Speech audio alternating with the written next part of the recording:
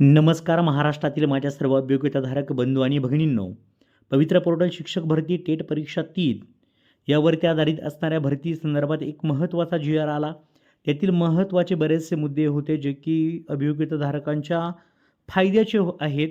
आणि दुसऱ्या बाजूने एक विचार केला तर त्या ठिकाणी आलेल्या एकूण प्राधान्यक्रमांपैकी फक्त 50 ठिकाणीच प्राधान्यक्रम देणं हा एक महत्त्वाचा अन्यायकारक खरं तर निर्णय बऱ्याच अभियोग्यताधारकांना वाटला आणि म्हणूनच त्यांनी पाठपुरावा करून विविध संघटनांची पत्रं काढली आणि त्याच पद्धतीने स्थानिक आमदारांच्या मदतीने देखील पत्र काढण्याचं काम सुरू आहे. त्या संदर्भातच एक अतिशय महत्त्वाचं पत्र आमदार उमारगा लोहारा प्रवीण वीरभद्रय्या स्वामी यांनी माननीय दादासाहेब भुसे शिक्षण मंत्री महाराष्ट्र राज्य यांना त्यांनी काढलेलं हे पत्र आहे. खूप महत्त्वाचं पत्र आहे.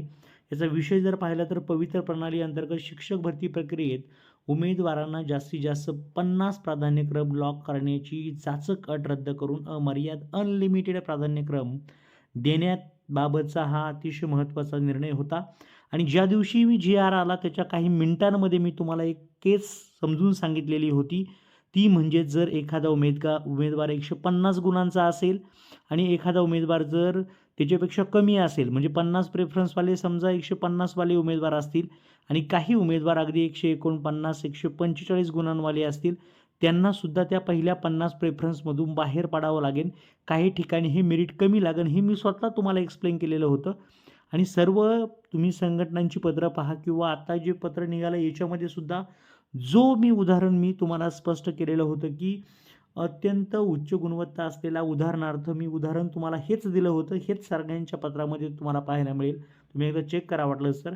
150 गुण प्राप्त उमेदवार देखील केवळ अमर्यादित प्राधान्यक्रमामुळे निवड होईल याची खात्री देऊ शकत नाही. परिणामी संपूर्ण भरती प्रक्रिया ही गुणवत्तेपेक्षा योगायोगावर आधारित जुगार ठरण्याची शक्यता निर्माण होते.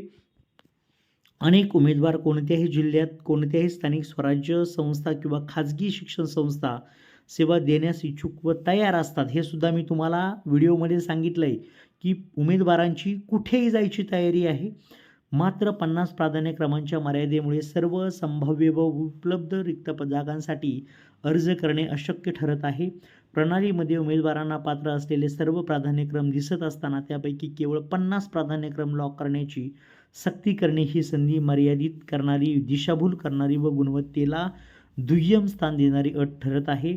आणि जर पाहिलं तर प्रवर्गनिहाय, इयत्तानिहाय व विषयानुसार रिक्त पदे ही संपूर्ण राज्यभर विखुरलेल्या स्वरूपात असल्याने विशेषतः SC, ST, FIJ, NT, SCBC, SBC इत्यादी आरक्षित प्रवर्गातील उमेदवारांनी या मर्यादेमुळे मोठ्या प्रमाणावर संधी गमवाव्या लागत आहेत.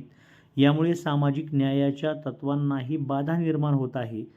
5 नंबरचा मुद्दा जर पाहिला तर उमेदवाराची पात्रता, गुणवत्ता व अभियोग्यता असून सुद्धा केवळ प्राधान्यक्रमांच्या मर्यादेमुळे निवडीपासून वंचित राहणे हे नैसर्गिक न्यायाच्या तत्वांच्या तसेच संविधानिक समान संधीच्या अधिकाराच्या विरोधात आहे.